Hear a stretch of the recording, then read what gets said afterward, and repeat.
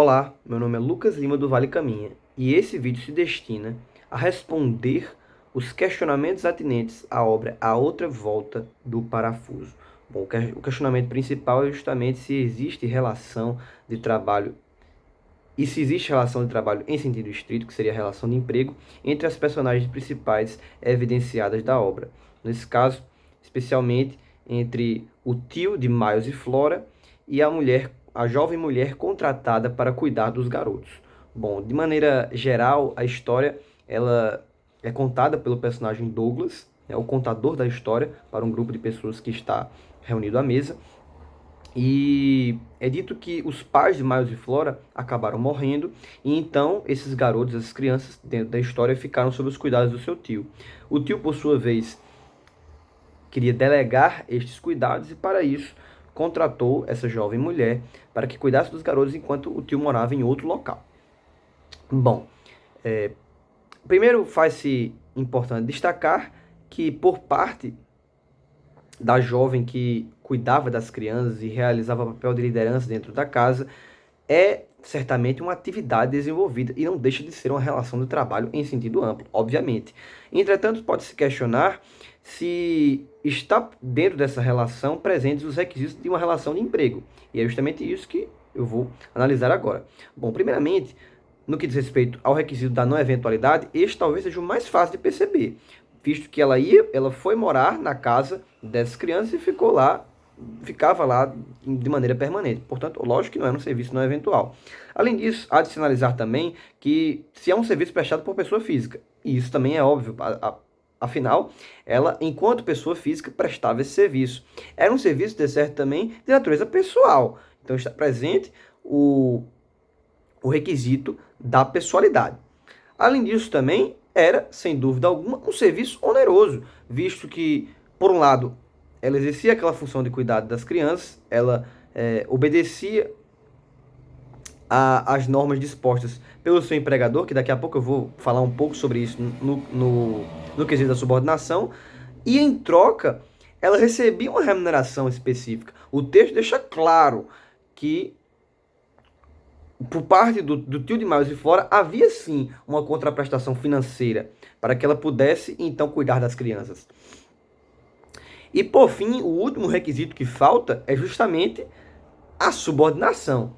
Existe subordinação nesse caso, uma vez que o tio de Miles e Flora sequer está presente na casa, mas mora em outro lugar? Bom, pode-se questionar.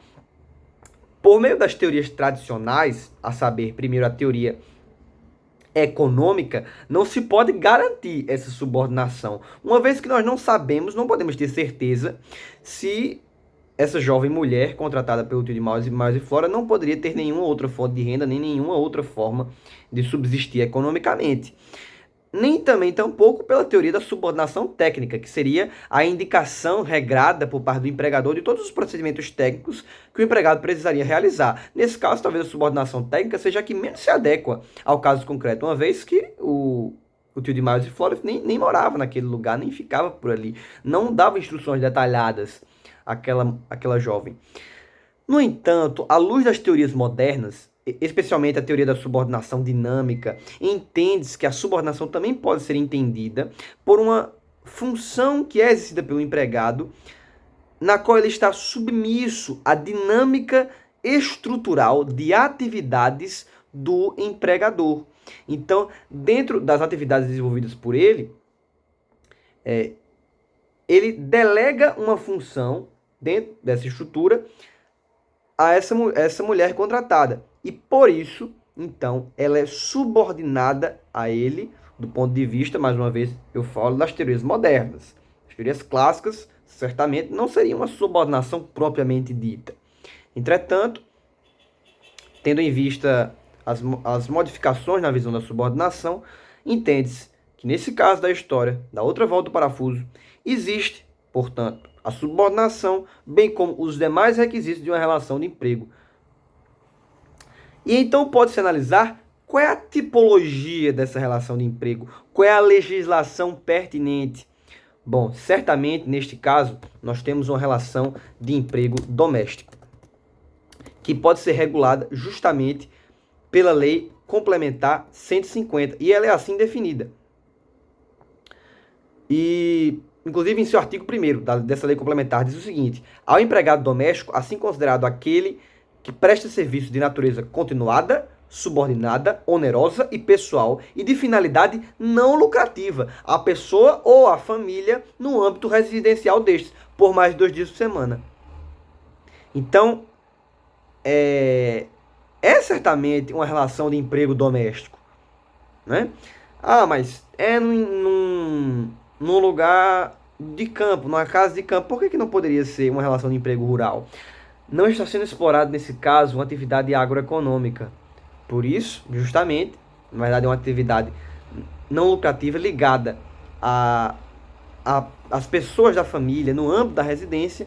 Então, nesse caso, é uma relação de emprego doméstico, que se fosse aqui no Brasil, certamente seria regulado pelas diretrizes da Lei Complementar 150. Além dessa Lei Complementar 150, vale destacar, inclusive, a famosa PEC das domésticas, que incluiu a relação de emprego doméstico em alguns dos direitos pertinentes do artigo 7º da Constituição, que diz justamente o seguinte: adicionou o parágrafo único no artigo 7º, que diz assim: são assegurados à categoria dos trabalhadores domésticos os direitos previstos nos incisos 4º, 6º, 7º, 8º, 10º, 13º, 15º, 16º, 17º, 18º, 19º, 21º, 22º, 24º, 26º, 30º, 31º e 32º.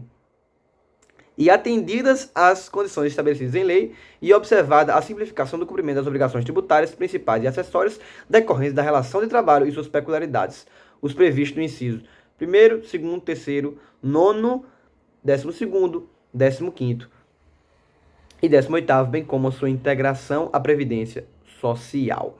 Então, alguns direitos também do artigo 7º estão atinentes a essa relação de emprego doméstico. Então, em suma, é isso. Obrigado.